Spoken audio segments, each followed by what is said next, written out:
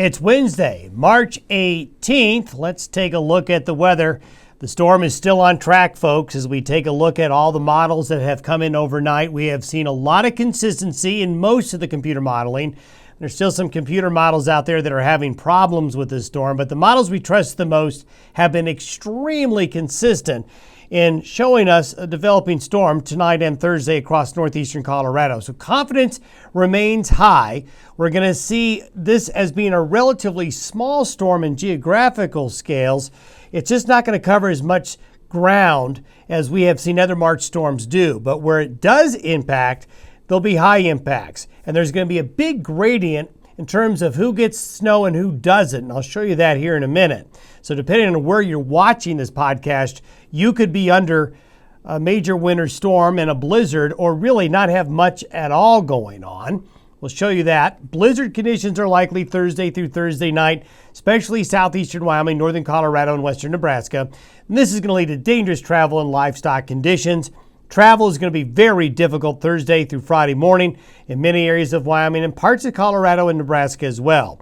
This is the updated forecast of precipitation totals. This is what we would call liquid if you were to measure this as if it fell as rain. And you can see the blue and the yellow here in the orange colored areas.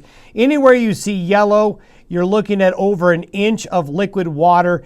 Anything that is blue or darker is a half inch to 3/4 of an inch. So this is the area here that is going to have the heaviest precipitation. And the maps, if you've been watching this week, have been very consistent at showing the heaviest precipitation along this east-west axis across southeastern Wyoming into western Nebraska. But we've also seen a real increase here in the available moisture for northeastern areas of Colorado, including Colorado's northern Front Range.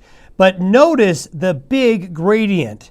You go to almost nothing as you get north of Casper. You almost have nothing south of I-70. So it's a rather narrow area of where the heavier precipitation is going to fall. Now, as you get on the western slope, there's going to be good precipitation west of the divide as moisture comes up out of Arizona with this storm and brings snow to the mountains of Colorado, Utah, and those areas there. But this is the area right here where we're having the most concern in terms of really poor winter conditions and travel conditions and livestock conditions. And this up here is going to become a major snow event overnight Thursday into the day on Friday for central and northeastern areas of Nebraska. Now let's convert that to snow. And this is what we see using a 10-to-1 ratio.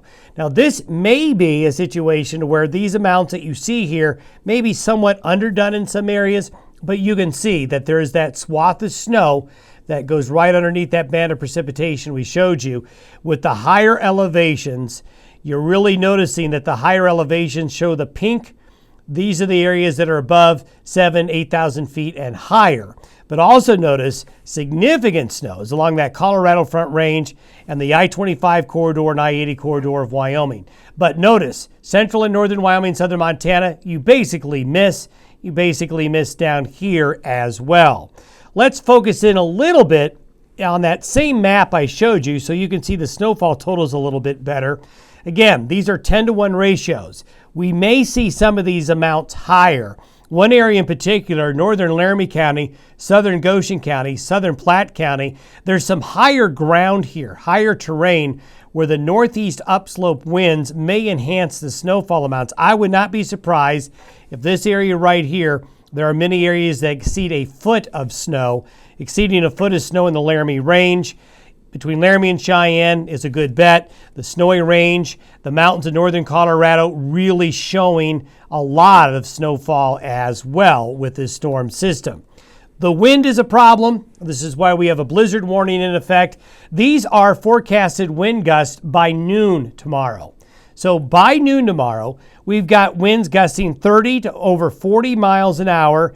And this, combined with all that snow I just showed you, is going to cause a lot of blowing and drifting, zero visibilities at times, and those blizzard conditions. Also, there's going to be some strong winds here along Interstate 80. And while the snow here is not going to be as heavy, the wind will cause a lot of blowing snow and a lot of difficult travel conditions.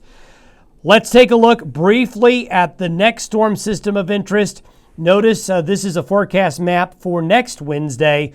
Notice we've got a low here, we've got a low here, we've got a little low here, we got a little low here. While none of these look terribly big, we've got a lot of weather coming in off the Pacific and wanting to move through the western United States. So we're going to see more action with the weather in the next 7 to 10 days. But first things first is focusing in on this storm here in the short term. Thanks for listening and watching the Day Weather Podcast. We'll see you tomorrow morning, and we'll see how the storm is evolving. Thanks for watching and listening.